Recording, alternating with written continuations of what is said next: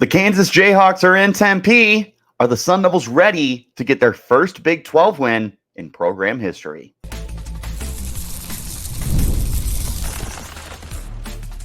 You are Locked On Sun Devils, your daily podcast on the Arizona State Sun Devils. Part of the Locked On Podcast Network, your team every day. Welcome back to the Locked On Sun Devils podcast, part of the Locked On Podcast Network, your team every day. My name is Richie Bradshaw, and I will be your guide for everything Arizona State Sun Devils. A special shout out to my everydayers who are here every day, and thanks to all of you for making us your first listen of the day. Don't forget to hit like, subscribe, and turn on notifications wherever you're getting your show. Stay in touch by following me on Twitter at RichieBrads36 and the podcast at LO_Sun Devils. Today's episode is brought to you by FanDuel. Place your first $5 bet. You'll get started with $200 in bonus bets guaranteed. Visit FanDuel.com to get started. Ladies and gentlemen, welcome back to the Locked On Sun Devils podcast, and happy game day to Sun Devil fans. We are back from our first bye week of the year. It is Game 5. The Sun Devils are 3-1, just like everybody predicted. They are playing exceptional football this year. Unfortunately, the last time we saw them, that it was a humbling loss in Lubbock against Texas Tech. It is what it is. It happens to the best teams. They go on the road and they have these losses, and they take some time and they learn from it. They rebuild, they rebound, and they get better. And hopefully that was the case for Arizona State, who had an extra week, thanks to the bye, to prepare for this game against the Kansas Jayhawks. The Kansas Jayhawks, of whom I picked personally to win the Big 12 in my media poll. Yeah, they haven't been good this year. 1-4. They're just not good. I'm sorry. And a lot of it is because of the changes on the offense with Lance Leopold gone. A lot of it is because of Jalen Daniels, the quarterback, just really struggling this year. More turnovers than touchdowns. This is not a Kansas team that is excelling, but I will also tell you, this is not a Kansas team that you should be taking lightly. You cannot overlook this team. This is still a talented football team, and everything could click for them in an instant. You cannot overlook them. And Arizona State knows better than to do this. At least this year they do. It's a very interesting football game. And of course, ASU is looking for their first win of the new era in the Big 12. They're 0-1 after a loss to Texas Tech. This is your first home game in the Big 12. Is it going to be a win? That's what we're here to talk about. We're here to preview this game. We're going to start with the offense and defensive sides of the football, what to watch, storylines, all that good stuff. Then we're going to take a look at players to watch. I got 2 on offense, 2 on defense, and we talk about Sam Leavitt every week. Finally, we close out the podcast with bold predictions, 2 on offense, 2 on defense, and a final score. Sound good? Sounds good. Let's talk about the offense. And I've got a handful of questions here. My first is, how's Sam Leavitt going to look? And we'll talk about that a little more in the second segment when we break down the players to watch. But Sam Leavitt, through 4 games for Arizona State, has looked quality. There's definitely been areas where he can improve. There's a lot of accuracy that you want to see take a pretty good step forward. He's only completing 59.1% of his passes this year. The touch on some of his deep balls just isn't really there at this point in time, but I do have the faith that Sam Leavitt is going to continue to progress and become a better passer. You see the tools that are there. He's got a good enough arm to be able to push the ball down the field. He's still averaging 7.8 yards per attempt, so it's not like he's not able to do what he needs to be able to do. This is a good quarterback. Let's see if he's going to be able to continue building upon that after a solid start to the year. 3 touchdowns to 2 interceptions. He is a dual threat with 180 rushing yards, which includes 54 yards for a loss off of 7 sacks. He's also scored 4 touchdowns. He's a dual threat. He's showing some ability as a passer. Next question I have, how is a healthier backfield going to look? It has been the Cam Scadaboo show this year, and it's been a very effective start to the year for him. 433 yards, 5 yards per carry, 5 touchdowns. You are giving the rock to Cam. You're saying, dude, we need you to carry this offense. And he says, bet. And then he does it. This is one of the biggest reasons that ASU has been able to get to a 3-1 start this year, is because of the talent that they have with Cam Scadaboo. Now, of course, as I have said many a times, I think that this backfield needs to have sort of a committee approach. With the depth that you have, I simply just want to see more guys get involved. Keeps Cam Scadaboo fresh, have him good for the whole year. I don't want him worn down and then not as productive at the end of the season because Arizona State was so intent on running the heck out of him in the first half of the year. And ASU is going to be a little bit healthier at the running back position. Raleek Brown is expected to make his return. You've got Kyson Brown. Hopefully, DeCarlos Brooks will be able to suit up for you. This is a deeper running back room than what ASU has been, no pun intended, running with because of the injuries. I have a sneaky feeling that Raleek Brown is going to have a pretty good day. And moving forward, as long as he stays healthy, he's going to be a hyper-productive player for Arizona State. Third question I have, what's the adjustments on the offensive line? You listen to the show, you know that I have called out that unit more than a handful of times. And the thing is, this is a really good unit.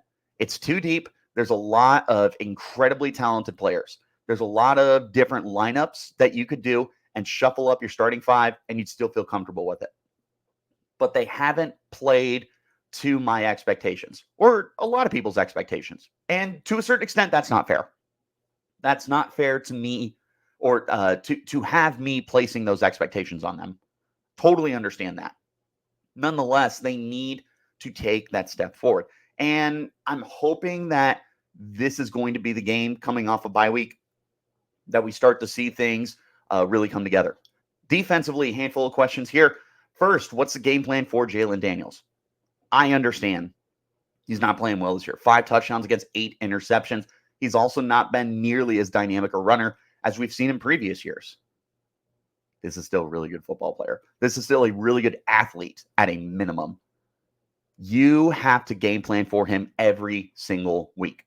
And teams have been able to do that. There's a reason they're 1-4 this year, is teams are coming in prepared and understanding what their assignment is when they are taking on Jalen Daniels. Is Arizona State ready for Jalen Daniels? It's not easy. I understand he's not had a great year.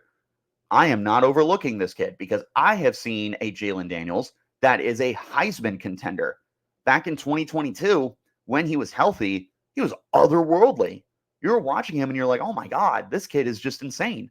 Unfortunately, he's dealt with injuries throughout his career, so we haven't been able to see him at his highest potential. So far this year, as far as I know, he hasn't missed any games.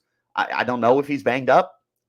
Kansas fans, if you're listening, please let me know if I'm totally off base, but I'm not overlooking Jalen Daniels. Second question I have, Prince Dorbah returned against Texas Tech. He played, he was on the field, looked quality. He should be at 100%. He missed the first 3 games of the year as he was nursing an injury.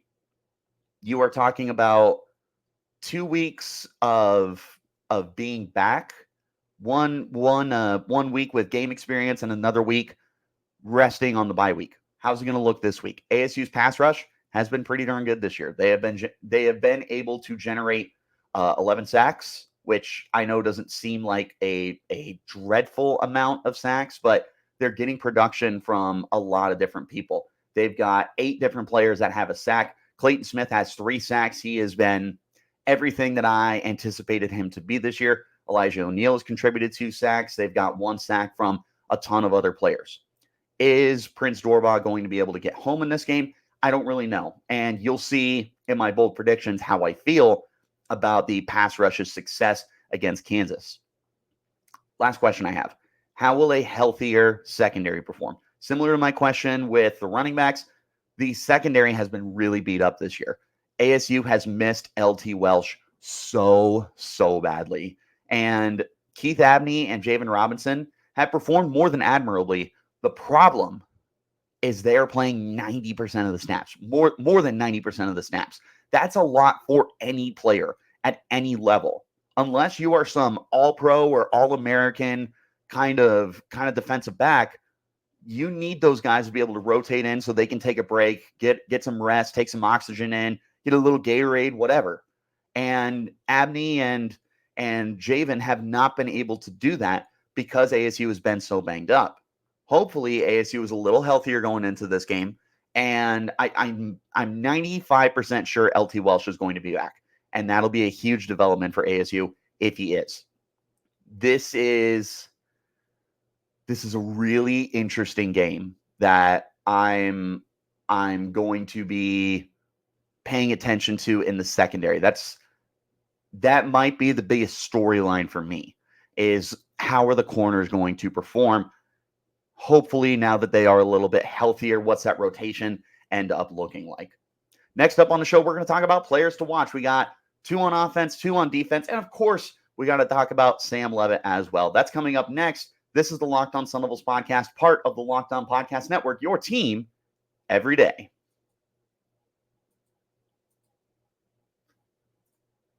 I want to talk to you guys about our friends over at FanDuel, because with FanDuel, America's #1 sportsbook, you can start the season big with a huge return. America's #1 sportsbook, FanDuel. This is for my NFL fans. This is for my hockey fans, for my college football fans, for my basketball fans. All of you have something to gain with FanDuel. And when you get a hunch in the middle of the game, when you are feeling something just feels real good, and you're saying to yourself, I got to take advantage of the line that's here, you can check out the latest stats. You can get a live play-by-play and so much more on the same page where you place your bets. You'll also get started with $200 in bonus bets guaranteed when you place your first $5 bet. Go to FanDuel.com, get started. America's #1 sportsbook. Also got to talk to you about our friends over at Home Field. The 2024 season is in full swing now. We are in week 6.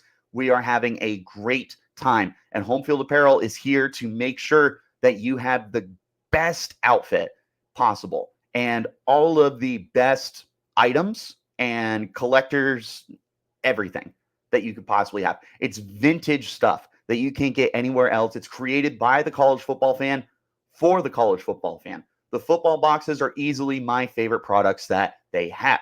They have 3 never-before-seen items for your school that aren't available anywhere else. By the way, you don't have to be an ASU fan to get Home Field Apparel. They've got over 180 schools that are covered with Home Field Apparel. So Kansas fans, if you are tuned in, check out Home Field Apparel. They probably have some Jayhawks stuff for you. In those football boxes, by the way, they have new gear that you can wear all season long. It's suitable for all weather conditions. So whether it's 110 out, or it's 60 degrees out, or it's 20 degrees out, they are going to have something for you. Now's the best time to get in on Home Field Apparel too. You can use my personal promo code ASU24 for 15% off your purchase. Go to homefieldapparel.com. Take advantage of all the great merchandise for Arizona State and other schools as well. Be prepared like nobody else with Home Field Apparel. Use my promo code ASU24 for 15% off of your order.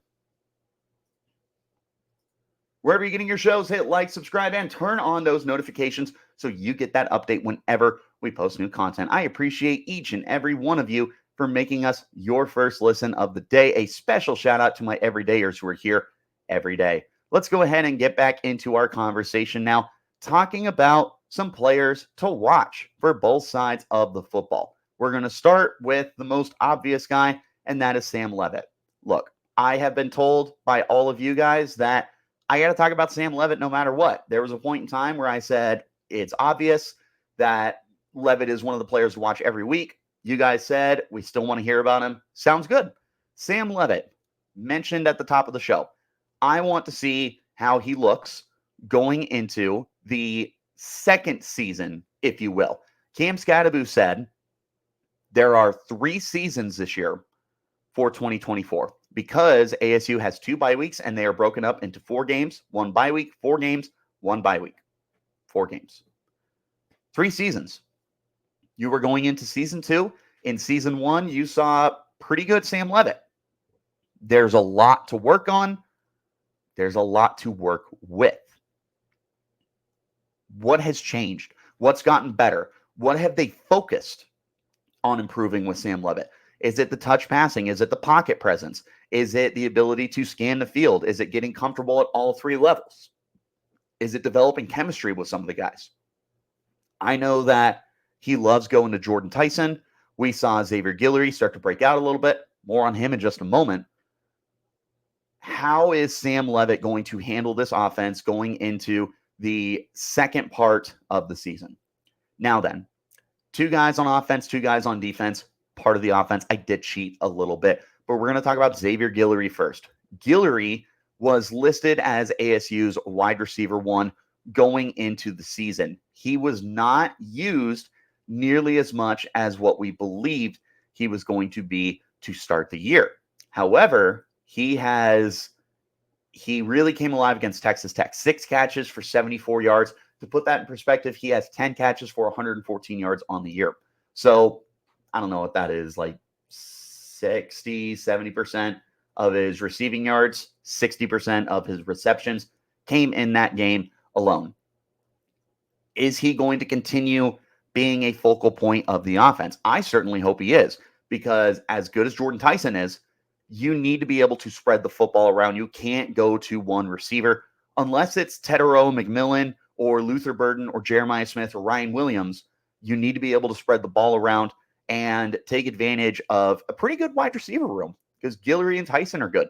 But you've also got, oh my God, Melcon Stovall, Jake Smith are guys I want to see involved. The tight ends look good. The running backs can catch the football. But I want to see another receiver get involved. Xavier Guillory is at the top of that list for me.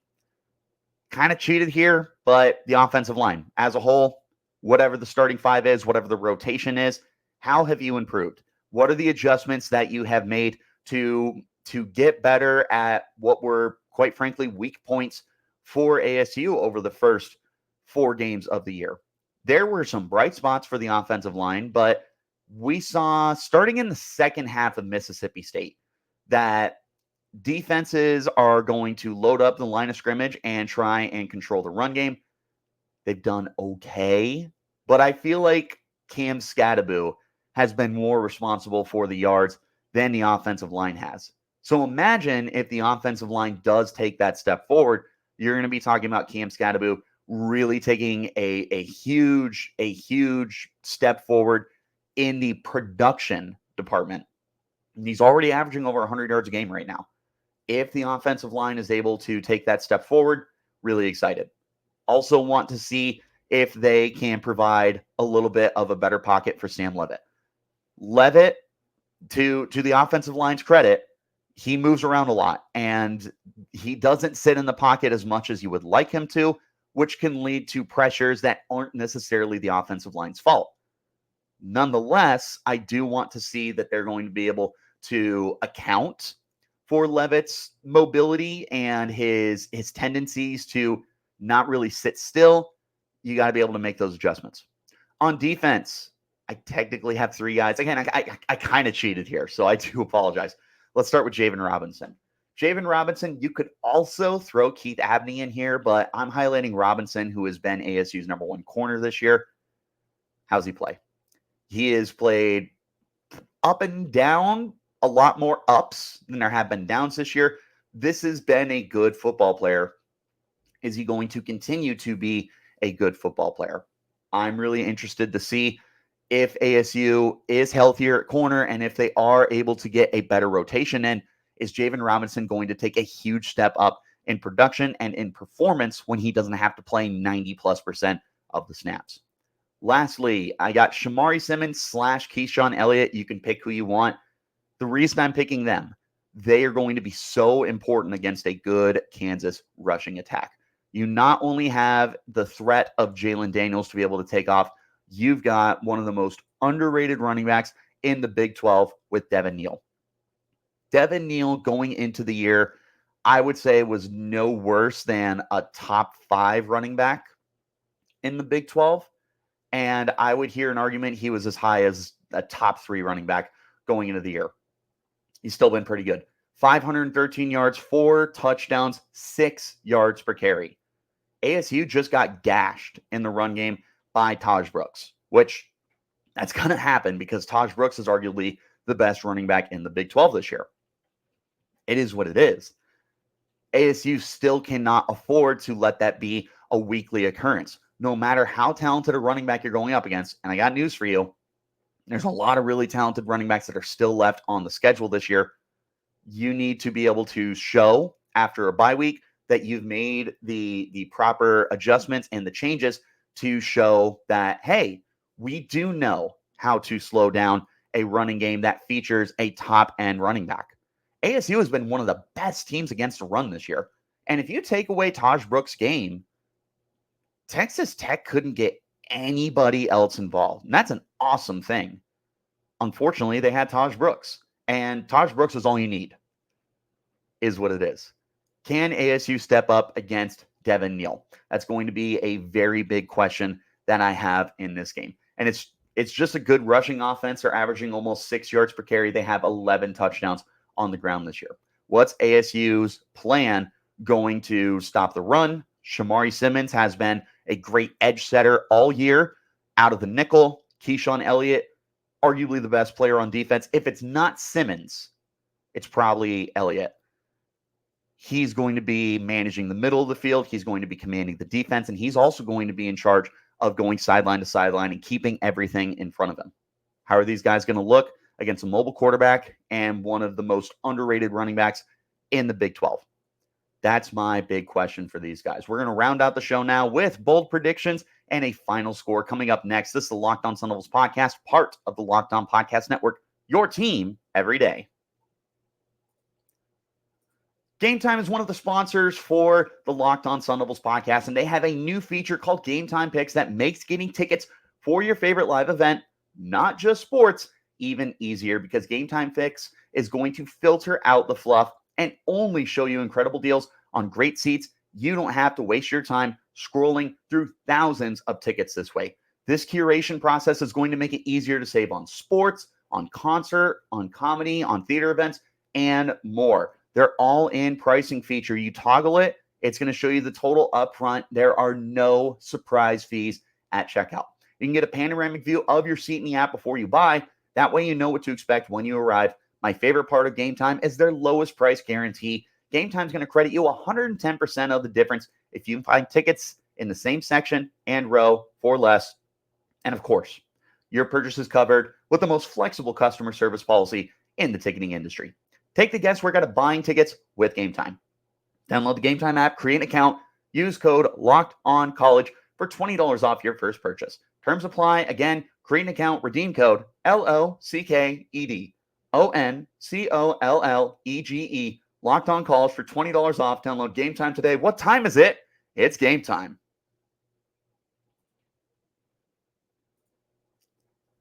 One last time, wherever you get those shows, hit like, hit subscribe, and turn on notifications so you get an update whenever we post new content. I appreciate each and every single one of you for making us your first listen of the day. A shout out to my everydayers who are here every day.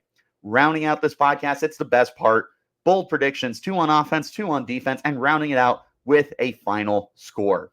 Starting on offense, I'm going to say that Sam Leavitt finds the end zone twice, and I am going to be specific. I'm going to say 1 through the air, 1 on the ground. Sam Leavitt has 3 passing touchdowns this year. He has 4 rushing touchdowns this year. He has been a far more efficient runner than he has been a passer. After the Wyoming game, where he didn't find the end zone, Leavitt has scored a touchdown on the ground in every other game. He had 2 against Mississippi State. He had 1 against Texas State and 1 against Texas Tech. I think that trend is going to continue. He's going to find the end zone on the ground, but I'm also predicting he's going to find it through the air. If you ask me to make a prediction, I'll go Shimon Mateer. Mateer has been really good this year.